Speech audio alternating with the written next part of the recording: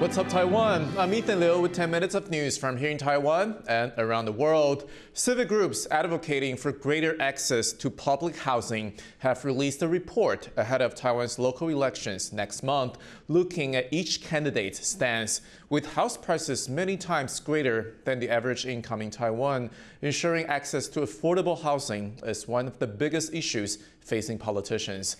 John Van Trist reports. These social welfare advocates are chanting, "Keep building public housing."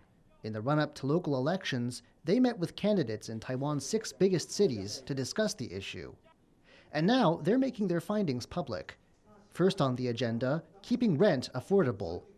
The network of advocates say that so far, only candidates in the northern cities of Taipei and Taoyuan have pledged to base rent on tenants' income. 我觉得最重要第一个原因是非常多候选人是担心财务的问题。简单的说，如果我们社会住宅是以收入来计算租金，就认为他们的租金就会收得更少。Next, access to public housing. The advocates say that all 14 candidates they spoke with made suitable promises. The 3 candidates for Taipei mayor have even pledged tens of thousands of new units, going beyond even the goals of the Interior Ministry. But these social welfare advocates say numbers aren't everything. 所以营运持续面，这绝对也是一个非常大的一个重点。 And they say local governments must do more to help place their most vulnerable residents in public housing. 有一些心智障碍者，他因为这个流程很复杂，或者他抽签的通知他可能不是那么的可以理解，所以他可能就不知道要怎么申请，或者他其实已经抽到了，可是他其实不知道。 These social welfare advocates want voters to consider housing issues when they head to the polls next month. And they're reminding politicians that they will be around to remind the winners to make good on their promises after election season ends. Damon Lin and John Van Triest for TaiwanPlus. One of Taiwan's annual running events is just around the corner. Eric Gao has the details. Running by the sea. Taiwan's outlying islands of Matsu are preparing for their annual marathon.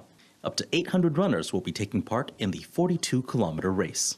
它是环着岛跑，然后它要跑2圈。那在赛道上，你同时可以看到山，可以看到海，那是蛮特别的一个赛事的一个赛道。一般我们的赛道如果在市区的话，你可能就是一般的道路跟河滨。那这边呢，充满了大自然的景色。Aside from the island's natural splendor, participants will get to see a unique part of Matsu. 还要跑进1年只开放1次的非常雄伟的南北坑道。 The former military tunnel was used to store ammunition and armored vehicles, but it was shut down and only reopened in 2016 as part of the marathon course. The event isn't just for serious runners.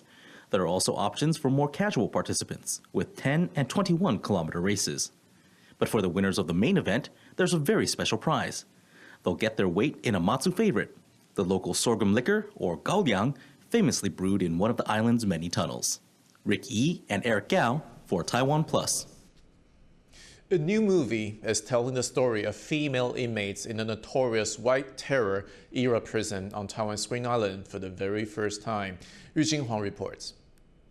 Shedding light on a dark chapter in Taiwan's history, Untold Her Story is a new movie that delves into the history of Green Island, where many political prisoners were held before Taiwan's democratization, a period known as the White Terror.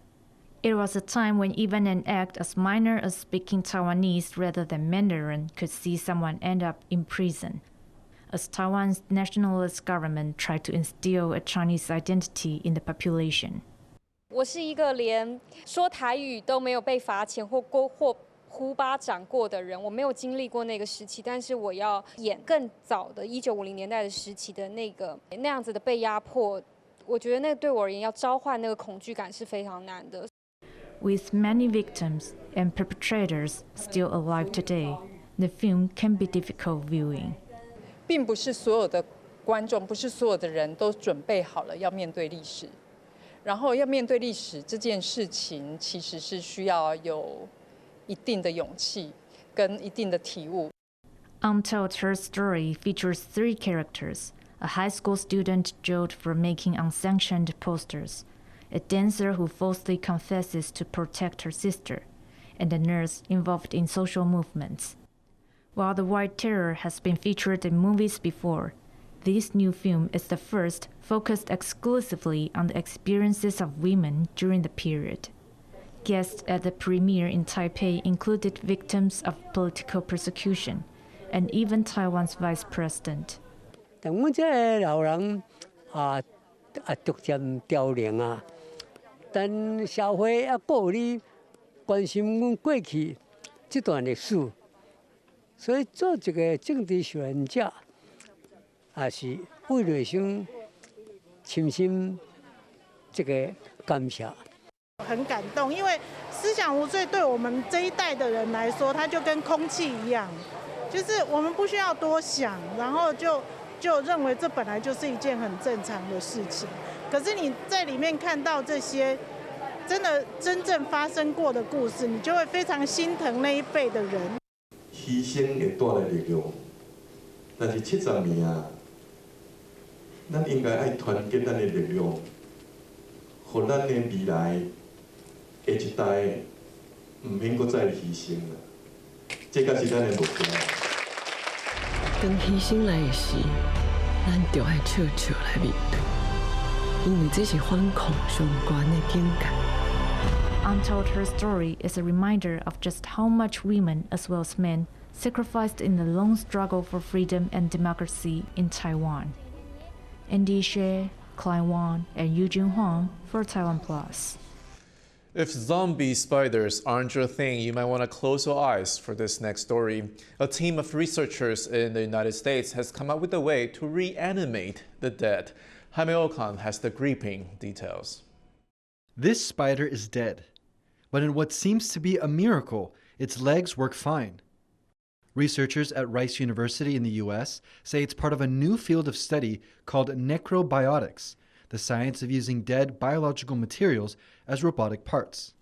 It wasn't something that we planned on coming in and setting up the lab to find one of these spiders kind of in the hallway, see it all curled up, and wonder why that happened. One thing, I guess, led to another, and we ended up using these as grippers for these sort of small-scale applications. The team says their research started by looking at the differences between human and spider appendages. So the unique thing about spiders is that they actually don't have antagonistic muscle pairs. So in a human, we have our biceps and our triceps. They work to both flex and then extend the elbow joint.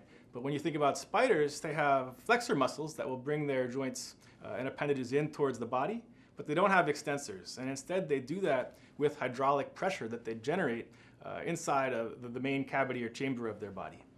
This hydraulic pressure goes away when the spider dies. But the researchers say they can reapply that pressure using a puff of air to take back control of the dead spider's legs. So we took the spider, we placed a needle in it, not knowing what was going to happen. And that was really like, I don't even know how to describe it, that moment when you see it move. It's a little weird at first. You're like, is it dead? Because it moves so lifelike. Not only does the spider appear to come back to life, but early studies show this method actually increases how much it can grip. One experiment, which used large wolf spiders, involved using a circuit board to move and lift objects. They found the dead spider could lift more than 130% of its own body weight. Some of our modeling shows that working with smaller spiders will actually allow us to get higher gripping force to body weight ratios, or in this case, gripping force to gripper weight ratios. But playing with dead spiders is just the beginning. The team is planning to apply what they've learned to other technology like microelectronic devices to act as grippers, reminding us all that just because it's dead doesn't mean it can't serve the living. Damon Lin and Jaime Okan for TaiwanPlus. Thank you for watching What's Up Taiwan. Remember to download the TaiwanPlus app for more stories from Taiwan and around the world.